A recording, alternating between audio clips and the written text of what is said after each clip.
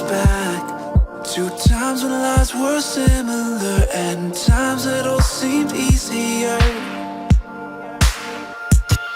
Don't be afraid, I'll be the one to guide you through this endless maze. Don't look so sad, your crying eyes won't dry. You gotta drive with both headlights so we can see the world and we'll run away together like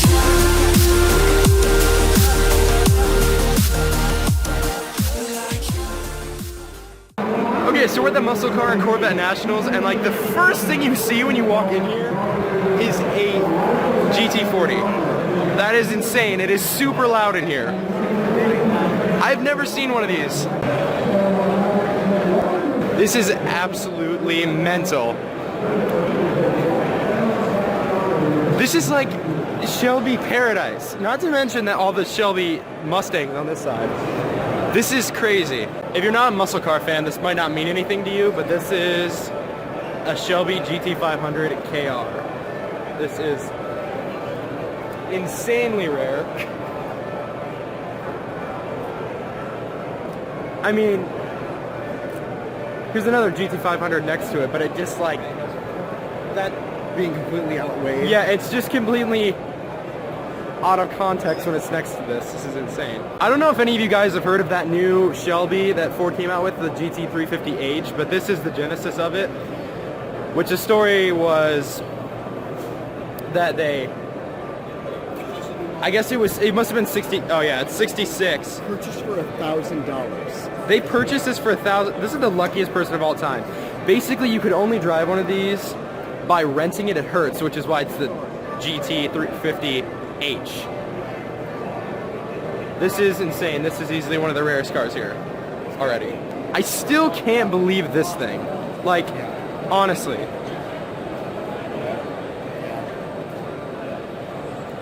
A real GT40 next to a real Shelby Cobra. It's,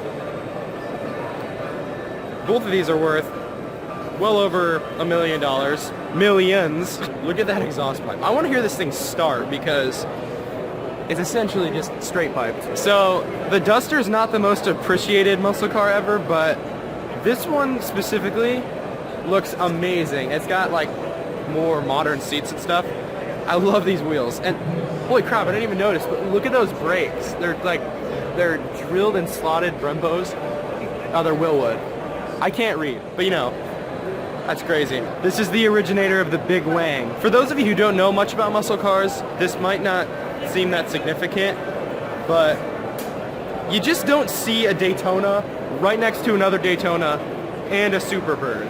This is insane, honestly. I don't know what makes a Camaro a ZL1. I guess they only made it in '69, but nevertheless, this is a 427 Yenko Camaro. Yenko Camaros are like gold. I mean, this is quite a rare automobile.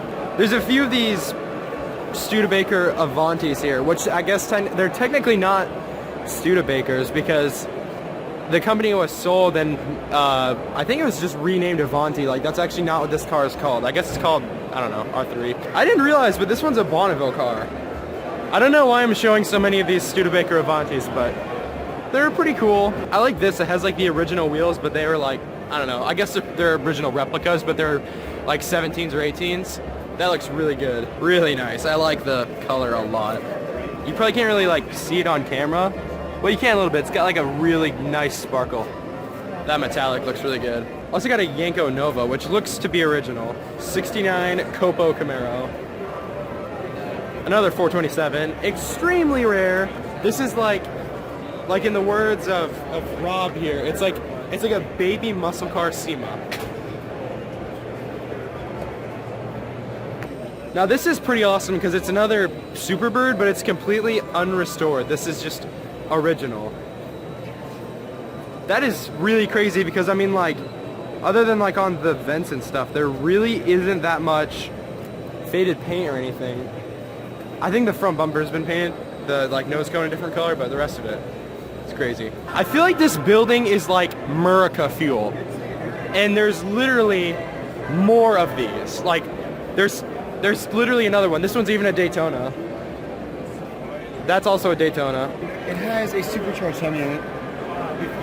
What is it? It says it's a Viper Cuda. Like, what does that even... Maybe I'll get some guy Okay. clear off the front or something. That's an okay power number. It's got Stop Tech, like, slotted rotors, disc brakes. This thing's really nice. It's funny because I just said this is kind of like a mini SEMA, and this exact car we were just looking at was just at SEMA and got like top 10 muscle cars. This is legitimately like, I mean it's not, but it is a W16. A twin supercharged W16. I want to stress as I'm walking through here that I'm showing a very small part of this show. Not all of it, because it is actually massive. Like, just look at the building around here. It's crazy. It's so much stuff here. This actually had the most torque out of a car out of Detroit, this GSX, literally until the Viper came out. Okay, it's a 71. And as you can see, also quite rare.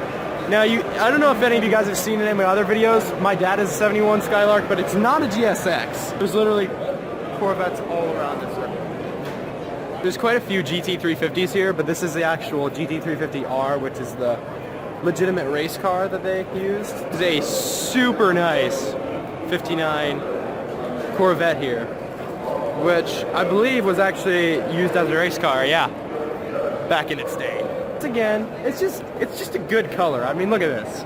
It's not plumb crazy, but it's pretty good. Got a bit of a muscle car duo here. Got a Hellcat that weirdly has all the badges removed that say that it's a Hellcat, but it is. I mean, from the front bumper. A brand new Camaro SS. And actually, okay, usually I don't like older muscle car looking wheels on new muscle cars, but this looks really nice. And then, of course, you know, just a Z28, that's all. Just a Z28, nothing, no big deal. This is a no bueno moment. Magnuson supercharged Camaro SS.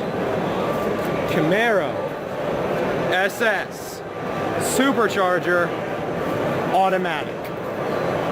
Come on. You can drive an automatic if you want to. I mean, that's fine, but there's just something about it to me. It's just not as cool when I see an automatic car. Yeah, you really can't drive an automatic. You shouldn't drive an automatic. I had an automatic muscle car for about 5 months, and I regretted it for every second.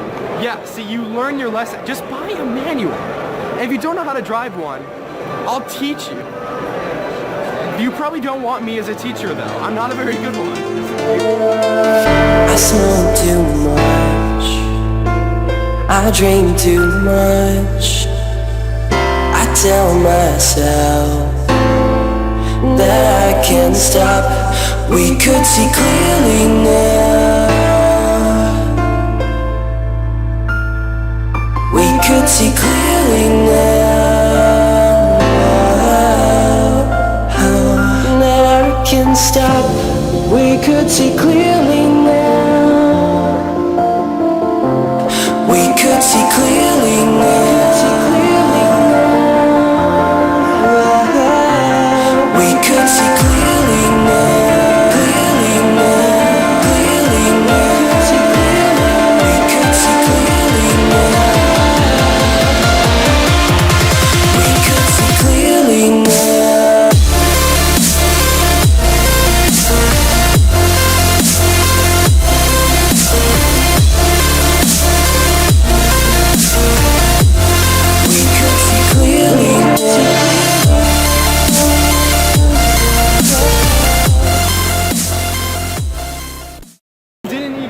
That there's a whole nother part of this building. This thing is beautiful. I really, really like this centered stripe that like goes with that bulge in the hood, and these wheels, and those headlights, and the car.